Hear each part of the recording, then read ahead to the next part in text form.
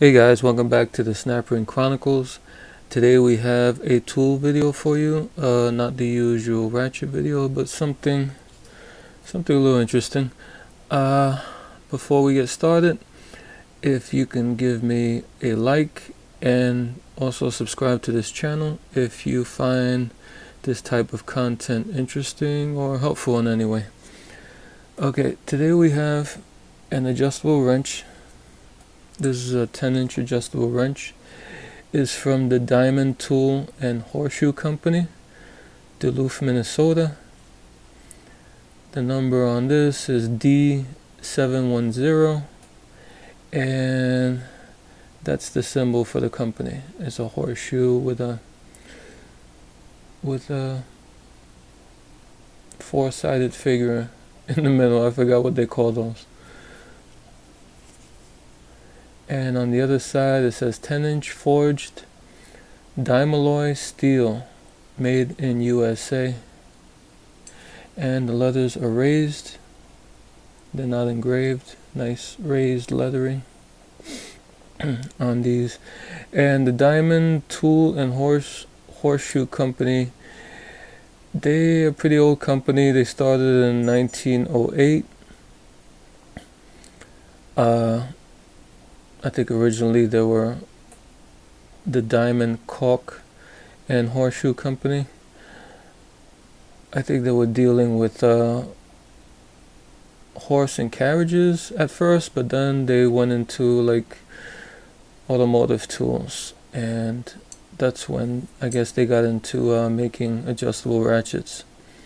Soon after they started, maybe a few years after they started, they saw an opening market, I guess, in the automobile industry. So they took advantage of that and started making, I guess, automobile tools or tools more in line with machinery. And this is Diamond Tool and Horseshoe, which they changed the name in 1958. So anything with just Diamond Tool instead of Diamond Caulk is after 1958. So this is after 1958. And you guys have seen these before. These are just adjustable wrenches. A lot of people call them crescent wrenches because crescent wrench, at about the same time they started getting into the adjustable wrench also. I think they might have been a little bit earlier than Diamond Tool and Horseshoe, but they were pretty much, if not maybe a few years later, that the Diamond adjustable wrench came out.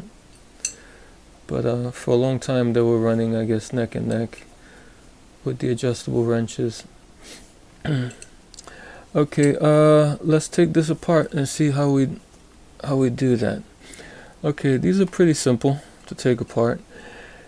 You see on this side of the switch of the thumb wheel, you're gonna see like a screw. It's a flathead screw in there, and you just take a little screwdriver and you unscrew that. And if you find these, they're gonna be real dirty and old and rusty, so take your time. Don't strip out the screw. You want to put a good amount of lubricant in there, or whatever, penetrating oil, to get this out. Then do that instead of stripping it out. This is what the pin looks like. You see at the end it's threaded, and at the top it has the groove or the slot for the screwdriver. Okay, now you take out the thumb wheel, but be careful because there's a spring over here. You see it peeking out, and you don't want to lose that spring. And here's the spring. It sits in a little cutout in the thumb wheel. That's what the spring looks like. I guess it adds tension to the thumb wheel so it won't move as readily when you put it in position, whatever size position you want, it'll stay in place a little bit better. This is what the thumb wheel looks like. It's chamfered.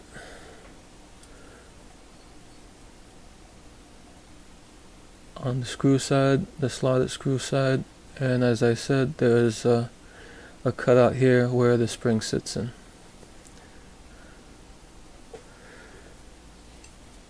Okay, and now the adjustable part here. I don't know what they officially call this, so I'm gonna just call it the adjustable part. Here's what it looks like.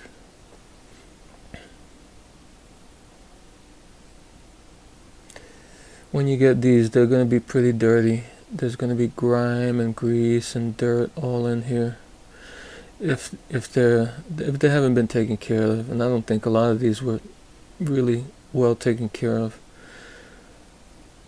This one looks pretty good. You see the slots are pretty decent.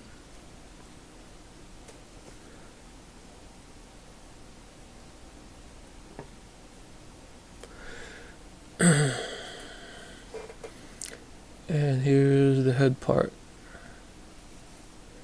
If you see in here, these are the threads in the hole there for the pin that holds the thumb wheel. That's what it threads into. And this is the slot that the adjustable part slides in and out of. And I cleaned this one up. It was pretty dirty. All that was full of caked on dirt and old oil and grease, so it's not too bad. What I did, I just took a pick with I just put some WD-40 in this trench here and just started picking at all the hard dirt and grease, and eventually it all came out, and now it doesn't look too bad.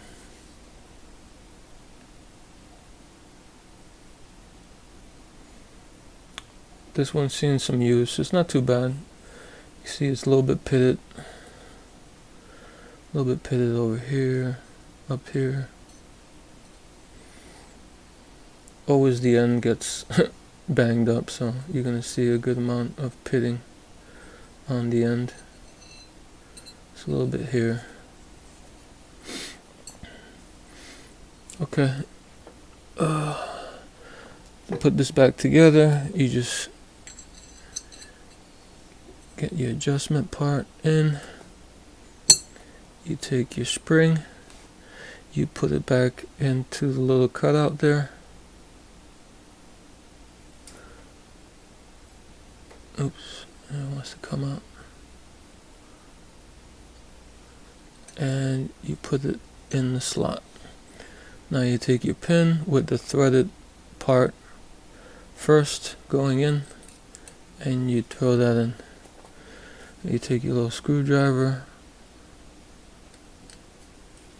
and you screw in the pin.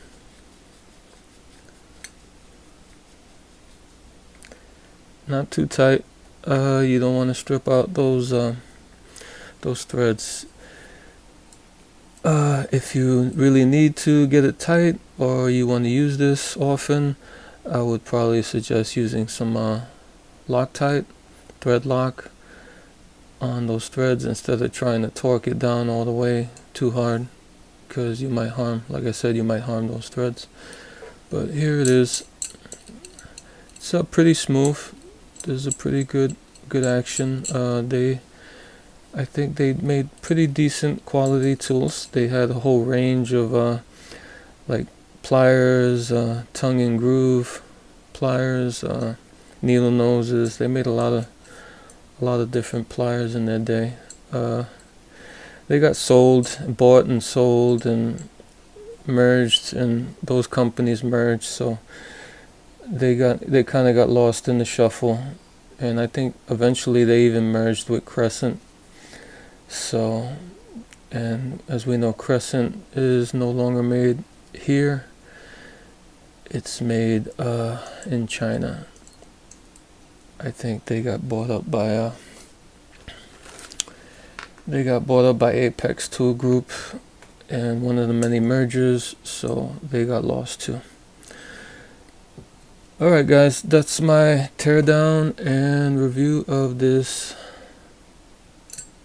Diamond Tool and Horseshoe Company 10-inch adjustable ratchet. Adjustable wrench. Okay, till next time.